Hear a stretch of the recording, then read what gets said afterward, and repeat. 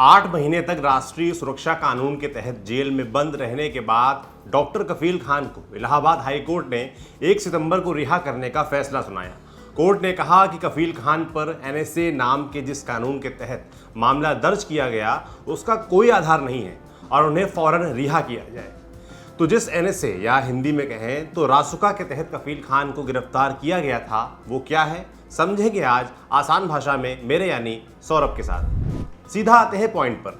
National security act NSA यानी राष्ट्रीय सुरक्षा कानून या फिर रासुका एक ऐसा कानून है जिसके तहत किसी खास खतरे के चलते व्यक्ति को हिरासत में लिया जा सकता है। अगर स्थानीय प्रशासन को किसी शख्स से देश की सुरक्षा और सद्भाव का संकट महसूस होता है तो ऐसा होने से पहले ही वो शख्स को पकड़ सकती है। यह कानून प्रशासन को किसी व्यक्ति को महीनों तक हिरासत में रखने का अधिकार देता है। इस कानून को 1980 में देश की सुरक्षा के लिए सरकार को ज़्यादा शक्तियां देने के लिए जोड़ा गया था। इस कानून का इस्तेमाल जिलाधिकारी, पुलिस आयुक्त, राज्य सरकार अपने सीमित दायरे में कर सकती हैं। अगर सरकार को लगे कि कोई व्यक्ति बिना किसी मतलब के देश में रह रहा है और उसे गिरफ्तार किए जाने की ज़रूरत है तो सरकार उसे भी गिरफ्तार करवा सकती है। National academy of legal studies and research university Hyderabad के वाइस चांसलर फैजान मुस्तफ़ा से हमने बात की। उन्होंने दी लंदन टॉप को बताया, एनएसए कानून में ये बताया ही नहीं गया है कि नेशनल सिक्योरिटी क्या है। ये कानून सिर्फ इस बात की जानकारी देता है कि किस स्थिति में खतरा महसूस होने पर गिरफ्तारी की जा सकती है। एनएसए के सेक्शन 3 का सब क्लॉज 2 सरकार को गिरफ्तारी की ताकत देता है। इसमें कहा गया है कि सरकार किसी ऐसे शख्स को गिरफ्तार कर सकती है जिससे पब्लिक ऑर्डर या कानून व्यवस्था को खतरा हो। लगे हाथ इस कानून के नियम कायदे भी जान लेते हैं। कानून के तहत किसी को भी 3 महीने तक बिना जमानत के हिरासत में रखा जा सकता है।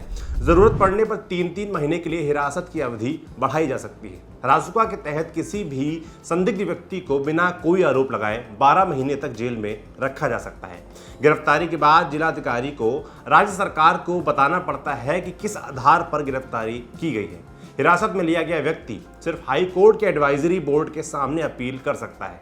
मुकदमे के दौरान रासुका लगे व्यक्ति को वकील की अनुमति नहीं मिलती। जब कोर्ट में मामला जाता है तो सरकारी वकील मामले की तफसील कोर्ट को देता है और जज ही उसकी मेरिट जांचता है। अब चलते हैं इसके इतिहास की ओर। एनएसए एक प्रिवेंटिव या निरोधक कानून है, मतलब इसमें किसी घटना के होने से पहले ही सरकार किसी को गिरफ्तार कर सकती है। प्रिवेंटिव कानूनों का इतिहास आज़ादी से पुराना है। 1881 में अंग्रेज सरकार ने बंगाल रेगुलेशन 3 नाम का एक्ट बनाया था। इसमें भी घटना होने से पहले गिरफ्तारी की व्यवस्था थी। फिर 1919 में रॉलेट एक्ट आया। इसमें ट्रायल की व्यवस्था तक नहीं थी, मतलब हिरासत में लिया गया शख्स कोर्ट भी नहीं जा सकता था। इसे गलघोटू या गैंगिंग एक्ट कहा गया। इसके विरोध प्रदर्शन के दौरान ही जलियांवाला बाग कांड हुआ था। अगर आज़ाद भारत की बात करें तो प्रधानमंत्री जवाहरलाल नेहरू सबसे पहले 1950 में प्रिवेंटिव डिटेंशन एक्ट लाए थे। 31 दिसंबर 1969 में इस एक्ट की अवधि खत्म हो रही थी।